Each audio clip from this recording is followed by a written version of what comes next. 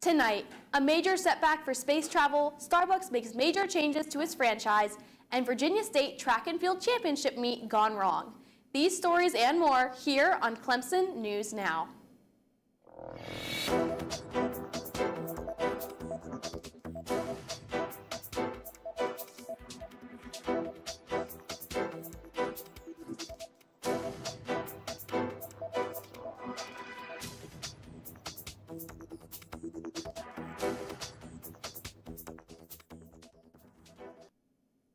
Good evening, and thank you for joining us. I'm Mallory Sickles. And I'm Ann Withers. Our first story is breaking news in the world of space exploration. Another ambitious mission from SpaceX has hit a major setback. The highly anticipated launch of Starship, intended to launch yesterday, March 12th, did not go as planned. The rocket, which was designed to carry both crew and cargo to orbit Earth, the Moon, and then Mars, encountered a critical failure shortly after taking off in Texas. According to SpaceX officials, the issue appears to have stemmed from an energetic event, which resulted in the loss of several engines. Elon Musk, the company's CEO, reacted on social media stating that it was a minor setback.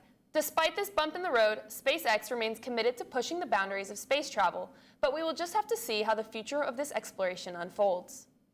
On Tuesday, March 4th, controversy occurred at Liberty University during the Virginia State High School Track and Field State Championships. During the second leg of the 4x200 relay, senior sprinter Alayla Everett bashed her baton into the head of competitor Kaylin Tucker. Medical services were able to attend to Tucker right after she stumbled off the track. Tucker was left with a serious concussion, but fortunately no critical injuries. Video surveillance taken inside shows Everett running up behind Tucker and forcefully striking her head. Everett has since claimed the incident was an accident, but witnesses and viewers of the video state otherwise, that the strike looked intentional. Everett is now being charged with assault and battery, with a court case likely to ensue in the near future. Staying in the sports world, let's take a look at the Clemson sports scene. Katie in our sports department has all the latest in Clemson athletics. Thanks, Ann. After a back-and-forth game Thursday night, including 11 lead changes, Clemson women's basketball fell to Louisville 70-68 in overtime. With just 4 seconds left in the game and the Tigers trailing by 3, Hannah Cohn made her fourth three-pointer of the game to send the Tigers into overtime. The Tigers came out aggressively in OT, but to a fault. Fouls by Clemson caused the Cardinals to make 3 free throws and ultimately beat the Tigers by just 2 points. This loss knocked Clemson out of the ACC tournament, but this does not mean their season is over just yet. While the Tigers are out of contention for the NCAA tournament, both the WBIT and WNIT have expressed interest in potentially inviting Clemson, and head coach Sean Poppy has shown desire to accept these invitations if they were to come. On a brighter note, men's basketball defeated Virginia Tech on Saturday 47-65 in their regular season finale, setting a program record for regular season wins. This win highlighted the Tigers' stellar defense. On Saturday evening, they forced a season-high 23 turnovers, which ultimately put 25 Tiger points on the board. Redshirt senior Victor Lockin led Clemson with 16 points, followed by Jaden Zachary with 12 points and 4 steals. After the conclusion of the men's basketball ACC regular season, 4 Tigers were crowned with All-ACC honors. Chase Hunter was named to first-team All-ACC, and Ian Shefflin was given second-team All-ACC honors. Jaden Zachary earned All-Defensive honors, and to conclude, Victor Lockin received All-ACC honorable mention honors. Tonight at 9:30, the Tigers will face SMU for the start of their run in the ACC tournament. Moving over to the Diamond, this weekend Clemson baseball completed a 3-game sweep over Davidson College, bumping them to a 13-game win streak. Clemson almost picked up their second loss of the season, trailing Davidson 4-0 at one point. However, the Tigers rallied in the 7th, putting up 8 runs. Cam Canarella started out scoring for the Tigers in the 7th with a 3-run bomb. Tristan Becerra, Dominic Listy, and Jaron Purify accounted for the other 5 RBIs of the inning that ultimately led to Clemson's victory. In addition to the win, sophomore infielder Jaron Purify won ACC Player of the Week, batting .600 with an 1150 slugging percentage, leading the Tigers to a 5-0 record on the week. That's all for sports. Back to you, Ann. Thanks, Katie. Staying close to home, the Clemson Music Fest is just shy of a month away, and headliner Big X the Plug is in some hot water. From the world of music and social media, rapper and internet personality Big X the Plug has been arrested. Details are still emerging, but reports indicate that the Texas-based artist was taken into custody on a marijuana charge. Law enforcement officials have yet to release a full statement, but sources say the arrest took place in Arlington, Texas on February 26th. Fans quickly took to social media, reacting with shock and speculation about what led to this moment.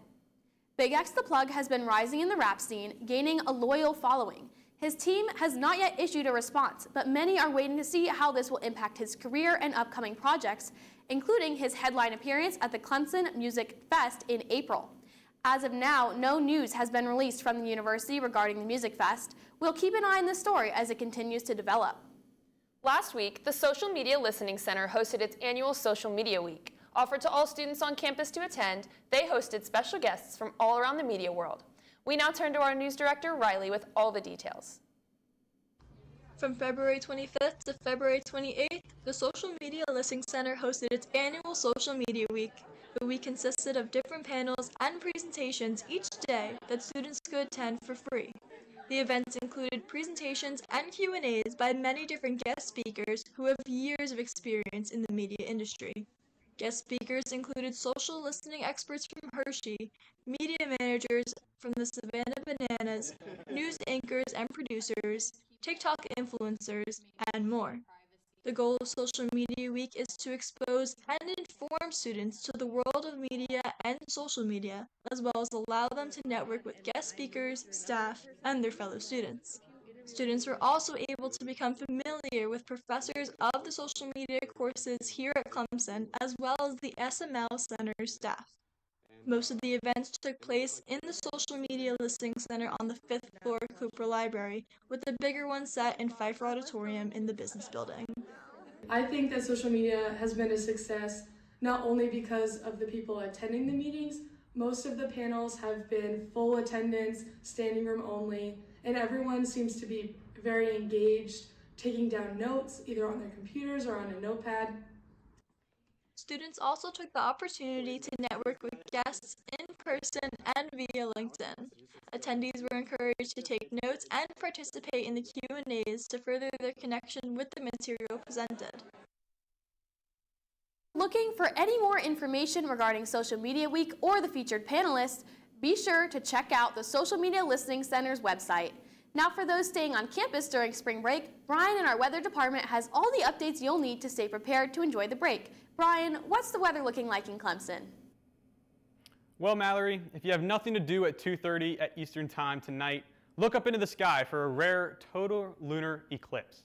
This event occurs when the moon passes through Earth's darkest shadow, the umbra, making it a dark Clemson-like orange. This eclipse will begin to occur at 2:26 in the morning and will end at 3:31, with peak illumination being at 2:55 a.m. Transitioning into the weather, Mother Nature is not trying to let us have fun over our spring break, as Friday brings us partly cloudy skies with a high of 75 degrees and a low of 57. Saturday and Sunday is where the skies take a turn for the worse. Expect scattered thunderstorms on Saturday with a high of 72 and a low of 61, while Sunday brings in a nice high of 69 and a low of 46. Going into the week ahead, the skies get a little bit brighter with highs ranging from the 60s and the 70s to lows ranging in the mid-30s to mid-40s. That's all we have in the weather department this week. Stay dry, stay warm, and Tigers, don't forget to watch that lunar show if you can. Back to you. Thank you, Brian. For our final story, Starbucks has officially announced that they will be making significant changes. This entails changing up the menu as well as staffing.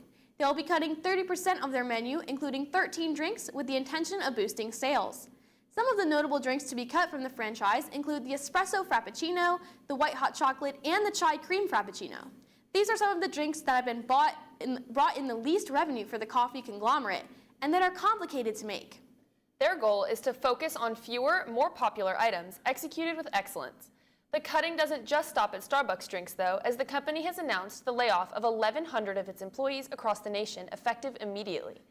Starbucks left those employees with a blunt message as to why they were being let go, with CEO Brian Niccole simply stating, "We're not effective on how things get to the store, and we're not effective in making decisions and then holding each other accountable to those decisions." Starbucks is making significant changes that has both affected employees and consumers worried about the future of the company. But as of right now, only time will tell how these changes will affect the franchise long term. That's all we have for you tonight. Be sure to tune in next week for all the latest news nationally to locally. I'm Mallory Sickles. And I'm Ann Withers. This is Clemson News Now.